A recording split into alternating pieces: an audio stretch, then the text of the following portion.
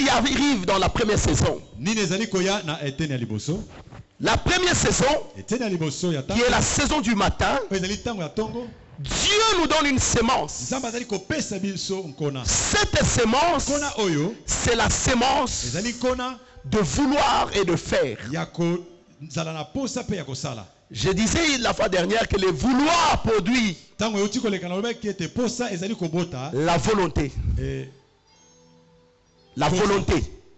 Le faire produit l'obéissance. Autrement dit, obéir à la volonté de Dieu. Est-ce que nous sommes ensemble?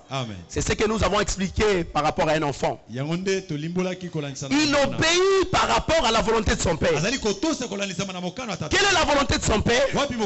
C'est d'investir dans l'enfant. Mais la part de l'enfant, c'est lorsqu'il est obéissant. Sa part, c'est d'être tout simplement obéissant. Pour obéir à la volonté de son père. Parce que le papa a un projet merveilleux pour cet enfant. Il veut s'aimer. Il veut investir.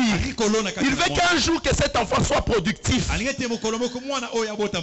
l'enfant doit obéir à cette volonté. Quand il obéit à la volonté, les choses vont marcher régulièrement.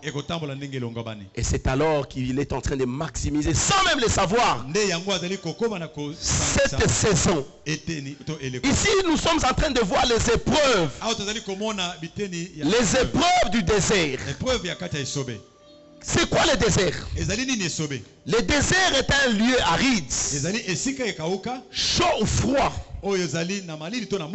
inhabité, sans activité ou peu fréquente.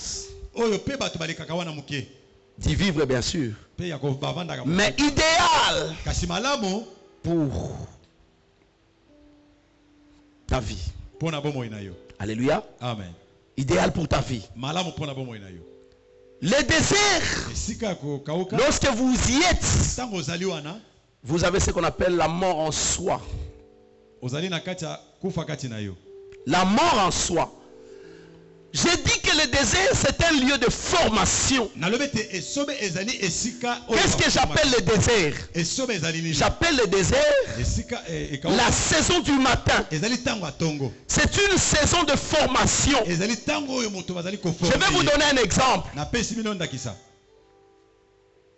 Lorsqu'il y a recrutement pour former les militaires, qu'est-ce qu'on fait? On recrute les jeunes gens. Évidemment, il y a toujours un âge. Un âge donné pour le recrutement. Quand on recrute, on amène ces jeunes volontaires. On les amène dans un centre de formation. Lorsque vous êtes dans le centre de formation, c'est pour la formation. C'est un lieu de désert. Un lieu inhabituel. Un lieu inhabité aussi. Là où vous ne sentez pas vraiment la vie, mais là où il y a la formation, on est en train de vous former pour un objectif. Mais ce que vous devez savoir, lorsque vous êtes dans le centre de formation, vous êtes pris en charge par l'État congolais. L'État va vous donner tout ce dont vous avez besoin. Mais ce que vous avez besoin doit être compatible à la volonté de l'État. Amen. Amen. Amen. Vous ne pouvez pas demander ce que l'État n'a pas mis à votre disposition.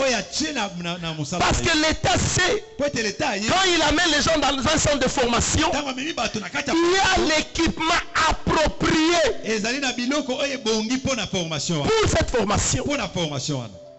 Amen. Amen.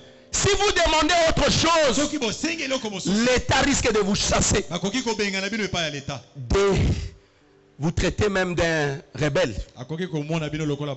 Est-ce que nous sommes ensemble? Amen. C'est ça les lieux de formation. Les lieux de formation, c'est cette saison d'enfance. Là où Dieu peut te parler. Dieu peut parler à ton cœur. Là où tu peux réfléchir. Dieu peut te préparer pour de grandes choses. Alléluia. Amen. Mais il y a des épreuves. Ici nous voyons Israël après la traversée de la mer Rouge. Il est dans le désert. Vous allez me poser des questions, mais papa, pourquoi tu parles du désert? Mais je vais vous dire une chose. Tous les patriarches de la Bible sont passés par le désert. Abraham est passé par le désert. Isaac est né dans le désert. Jacob est passé par le désert. Même notre maître Jésus-Christ est passé par le désert. Et aussi Paul, pendant l'exercice de son ministère, il a fait 3 ans dans le désert. C'était un lieu de formation. Amen.